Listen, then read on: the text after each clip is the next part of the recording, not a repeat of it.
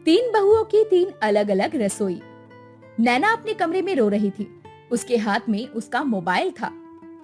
मैं रोहित को फोन करके कहूंगी कि मुझे वापस बैंगलोर भेज दे। मैं यहाँ सिर्फ मजाक का विषय हूँ। हर कोई मेरा मजाक बनाता है। निधि और कविता दरवाजे पर खड़ी थी। उनके चेहरे पर टेंशन के भाव थे। अरे नैना, बेटी फोन रख दो, मैं हूँ ना। अरे मैंने तो बस सच कहा था। रीता जी, खाना मन से बनता है, मशीन से नहीं बनता है। लेकिन ये सब कैसे शुरू हुआ, ये जानने के लिए आइए चलते हैं 2 दिन पीछे। 2 दिन पहले सुबह का समय था। गुप्ता परिवार जॉइंट परिवार था, जहाँ पर 3 भाई अपनी 3 पत्नियों के साथ रहा करते। उनके साथ उनके माता पिता भी रहा करते थे। महेश जी, आजकल घर में बहुत टेंशन बनी हुई है। तीनों बहुओं की अलग अलग रसोई की वजह से उनके बीच में कहासुनी होती रहती है। हाँ संध्या, अमित और रोहित तो काम पर बाहर हैं, लेकिन उनकी पत्नियों में इतना मतभेद। निधि अपने चूल्हे पर, कविता अपने मिट्टी के चूल्हे पर और नैना सिर्फ बिजली के उपकरण पर खाना बनाती है। रसोई में निधि गैस पर तड़का लगा रही थी। उसकी आंखों में एक अलग ही चमक थी। मेरी सास ने मुझे सिखाया था कि खाना गैस के चूल्हे पर सबसे बढ़िया और स्वादिष्ट बनता है। बगल में कविता मिट्टी के चूल्हे पर रोटी सेक रही थी और वो बहुत ज्यादा खुश थी। अरे दीदी, गांव में हमारी दादी कहती थी कि मिट्टी के चूल्हे का खाना सबसे पौष्टिक होता है। दूसरी तरफ नैना अपने इंडक्शन कुकर और माइक्रोवेव से कुछ तैयार कर रही थी। भाभी, आजकल का जमाना बदल गया है। ये मशीनें टाइम भी बचाती है, सेहत के लिए भी बहुत बढ़िया होती है। अरे वाह, घर में 3 अलग अलग रेस्टोरेंट चल रहे हैं। रोहित की बात सुनकर तीनों बहुएं एक दूसरे को देखती हैं। उनके चेहरों पर गुस्सा साफ नजर आता है। अगले दिन सुबह 7 बजे रसोई में करवा चौथ की तैयारियां शुरू हो गई थी। तीनों बहुएं अपनी अपने तरीके से कामों में व्यस्त थी। बेटी निधि, तुम्हारे पराठे बहुत अच्छे बनते हैं। जी माँ जी, आप सिर्फ मेरा बना खाना खाइए। कविता और नैना के खाने में वो बात कहाँ? क्यों भाभी, मेरे बेसन के लड्डू तो पिताजी को बहुत पसंद है। भाभी, मैंने कल हेल्थी खिचड़ी बनाई थी, लेकिन किसी ने टेस्ट ही नहीं की। अरे निधि, तुम बड़ी हो, कविता और नैना को समझाओ। मैं क्या करूं? वो दोनों मेरी बात सुनती ही नहीं है। महेश चुपचाप अपना खाना खा रहा था। उसके चेहरे पर झिझक और चिंता नजर आ रही थी। बेटियों, तुम तीनों का खाना अच्छा है, लेकिन इस तरह अलग अलग खाना बनाने से घर में एकता नहीं रहती। पिताजी, मैं तो बस यही कह रही हूँ कि आप मेरा बना खाना खाइए।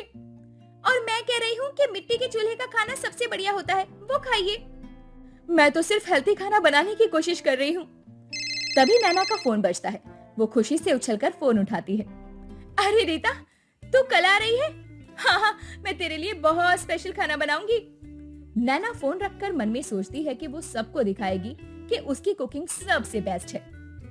शाम के 5 बजे नैना अपनी रसोई में बहुत ज्यादा बिजी थी। वो कल के लिए तैयारियां कर रही थी। अगले दिन दोपहर के 1 बजे नैना अपनी सहेली रीता के आने का बेसब्री से इंतजार कर रही थी। भाभी, आज मेरी बेस्ट फ्रेंड रीता आ रही है। वो मेरी मॉडर्न कुकिंग की बहुत तारीफ करती है। नैना, क्या तुम्हें सच में लगता है कि सिर्फ बिजली के उपकरणों से अच्छा खाना बन जाएगा? हाँ नैना, खाना बनाना सिर्फ तकनीक ही नहीं होती है, अनुभव का भी खेल है। भाभी, आप चिंता मत करिए, मैंने YouTube पर बहुत सारी रेसिपी देखी है। दोपहर के 2 बजे रीता आती है। वो शहरी कपड़ों में बहुत ही स्टाइलिश लुक में आती है। अरे नैना, कितने दिनों बाद मिली है तू। देख रीता, यह है मेरा मॉडर्न किचन। आज मैं तेरे लिए स्पेशल पास्ता और सलाद बना रही हूँ। दूसरी तरफ निधि चुपचाप अपने चूल्हे पर खाना बना रही थी। कविता मिट्टी के चूल्हे पर रोटी सेक रही थी। पता नहीं नैना का खाना कैसे बनेगा। भगवान करे सब ठीक हो जाए।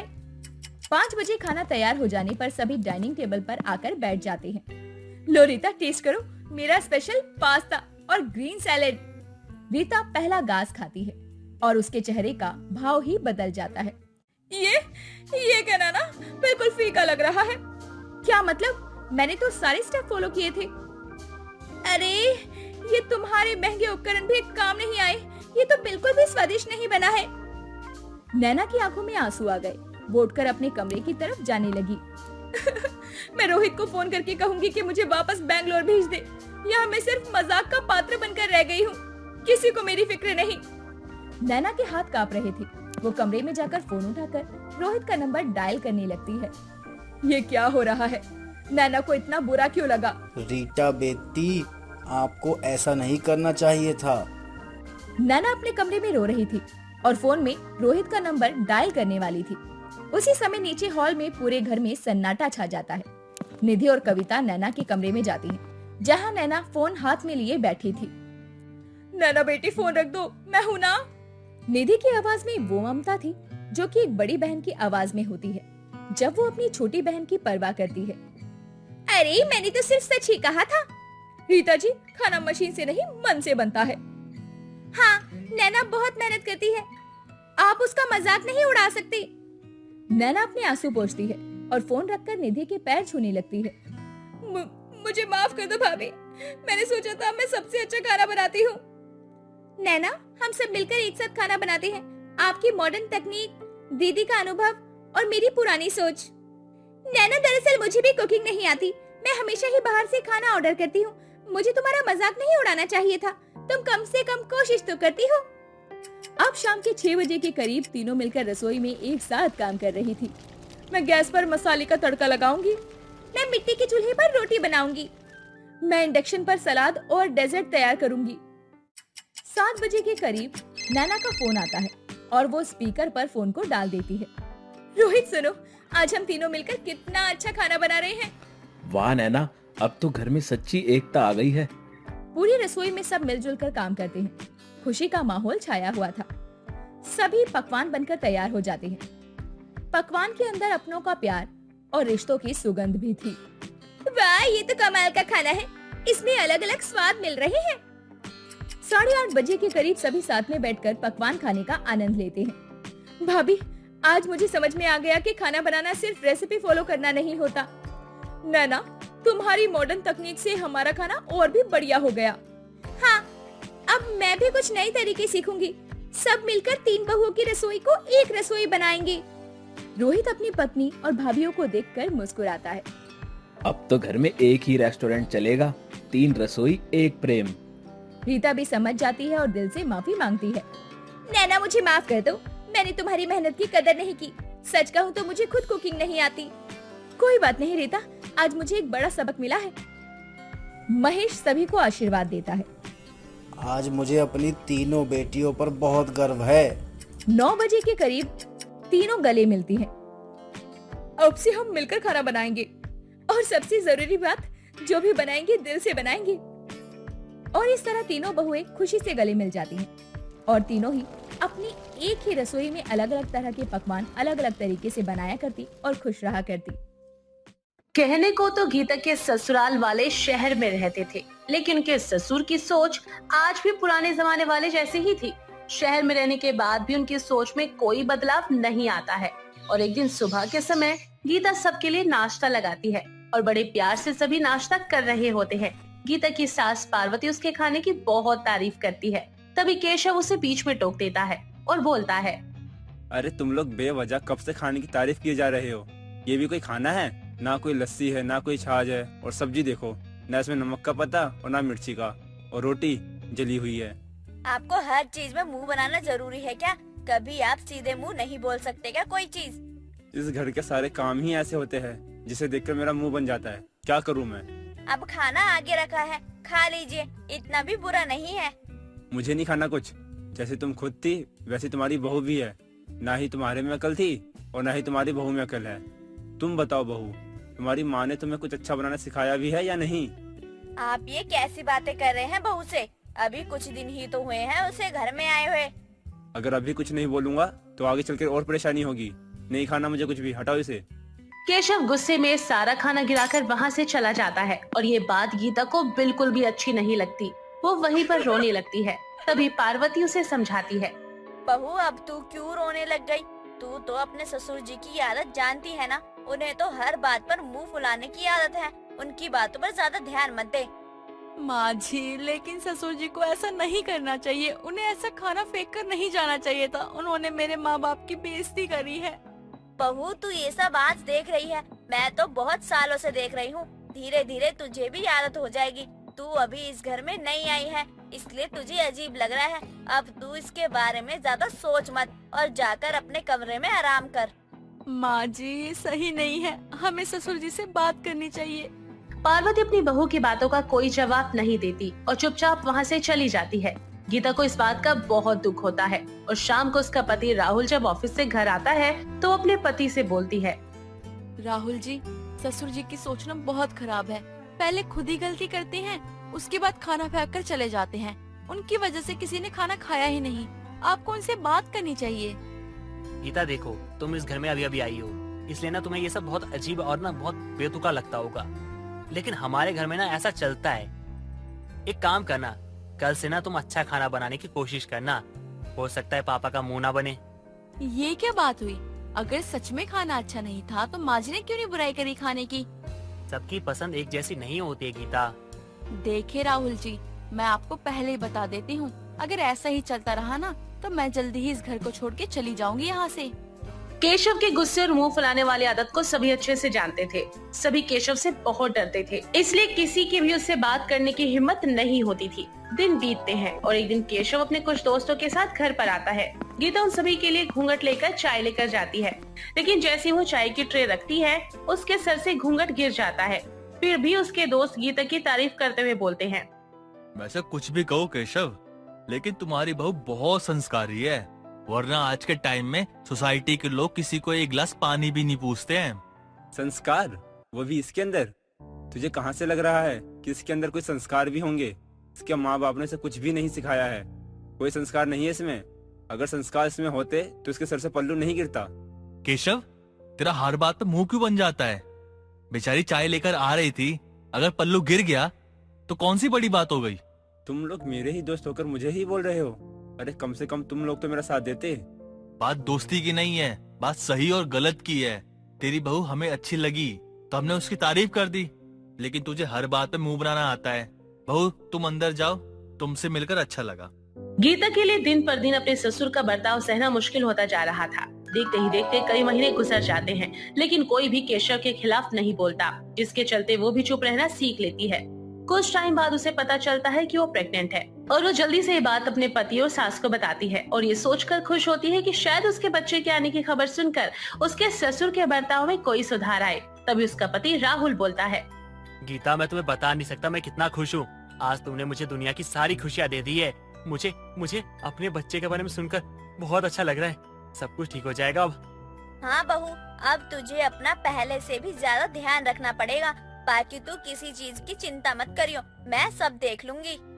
माँ, मुझे लगता है ना हमें पिताजी के पास जाना चाहिए, उनको ये खुशखबरी देनी चाहिए।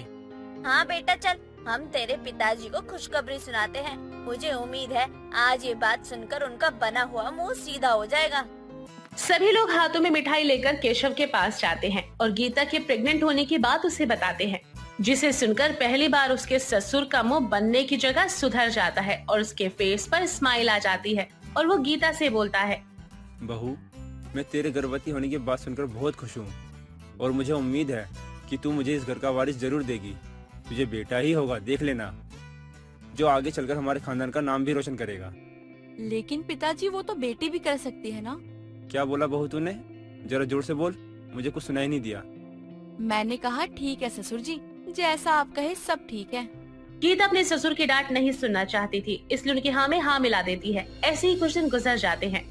सभी लोग मिलकर गीता का बहुत अच्छे से ध्यान रखते हैं और एक एक दिन गिन के सभी बच्चे का इंतजार करने लगते हैं। देखते ही देखते कुछ महीने और गुजर जाते हैं और गीता एक बहुत ही प्यारी सी बेटी को जन्म देती है।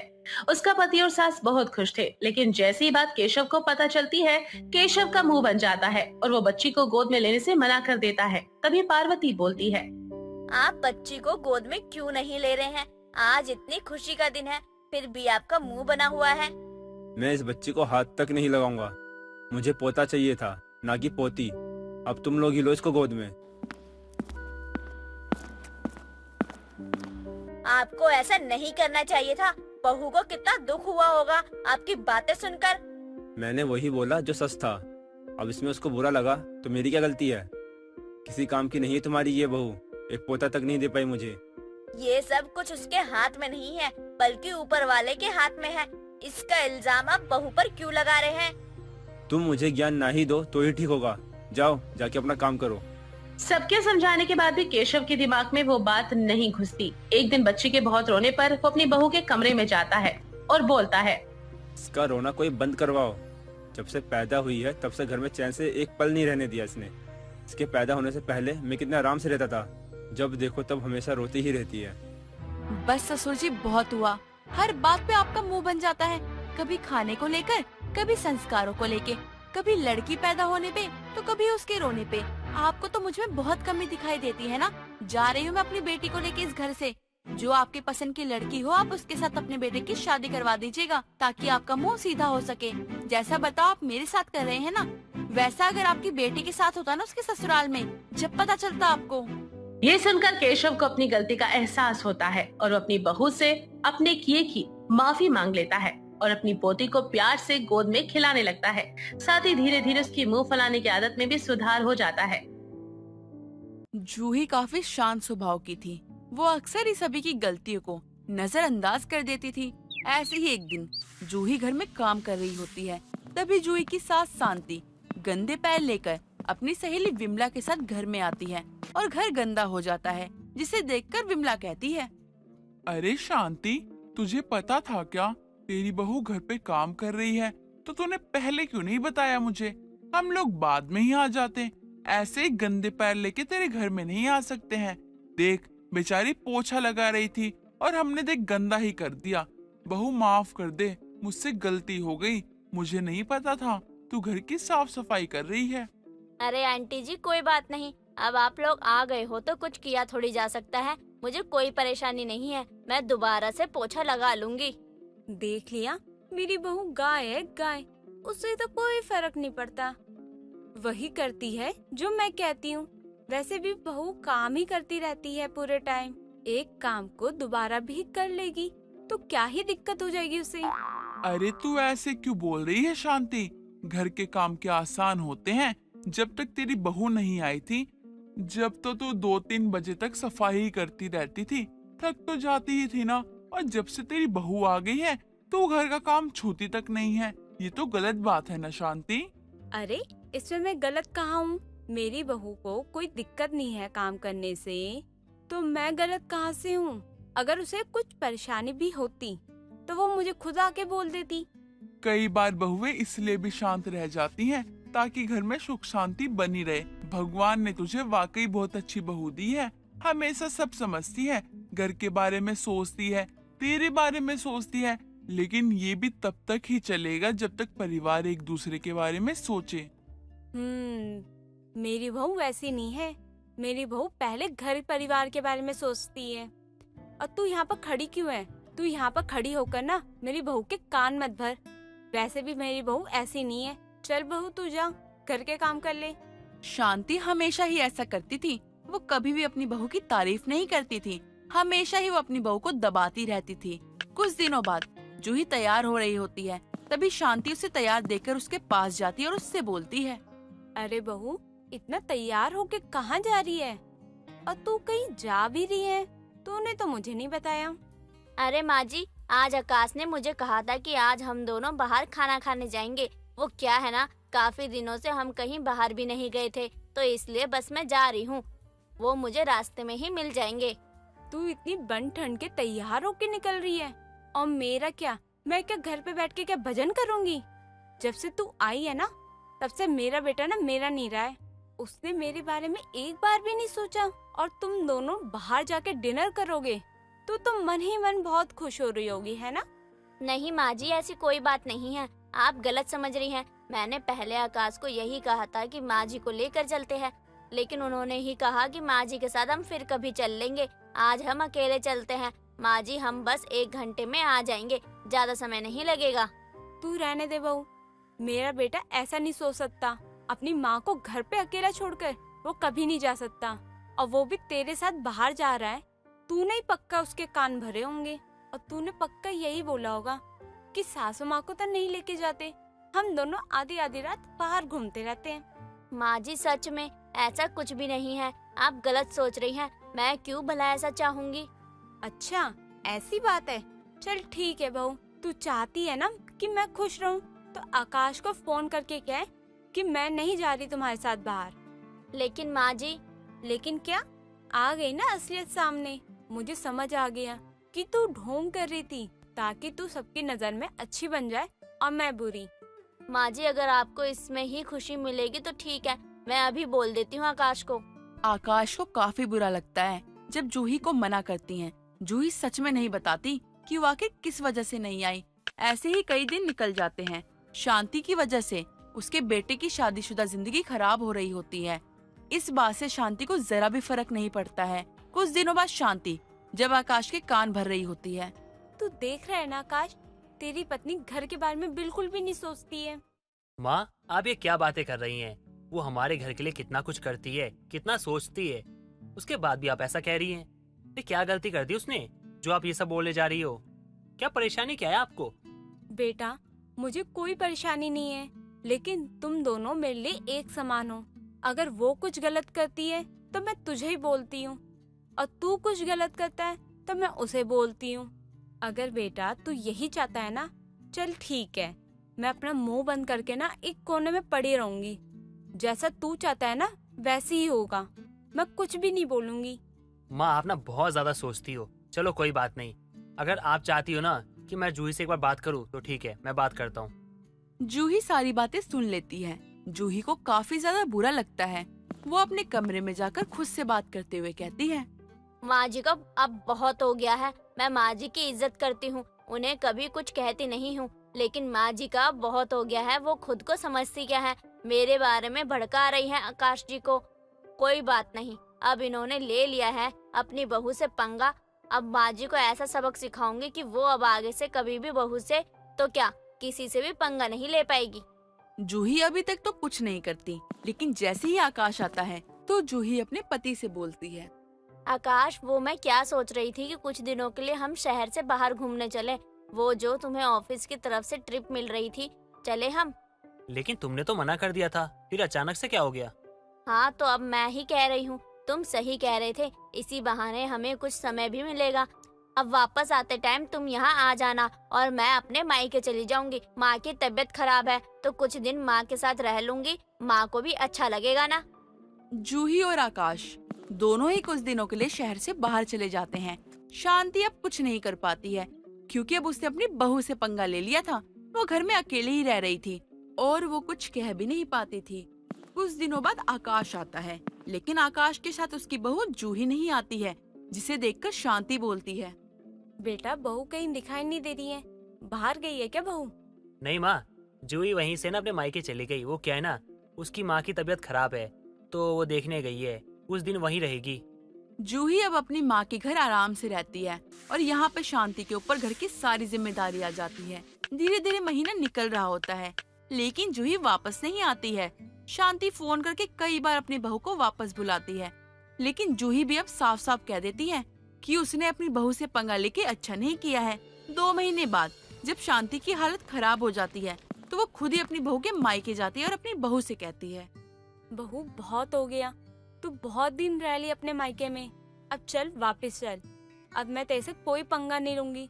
तेरी चुप्पी का मैंने गलत फायदा उठाया, ये मेरी बहुत बड़ी गलती थी।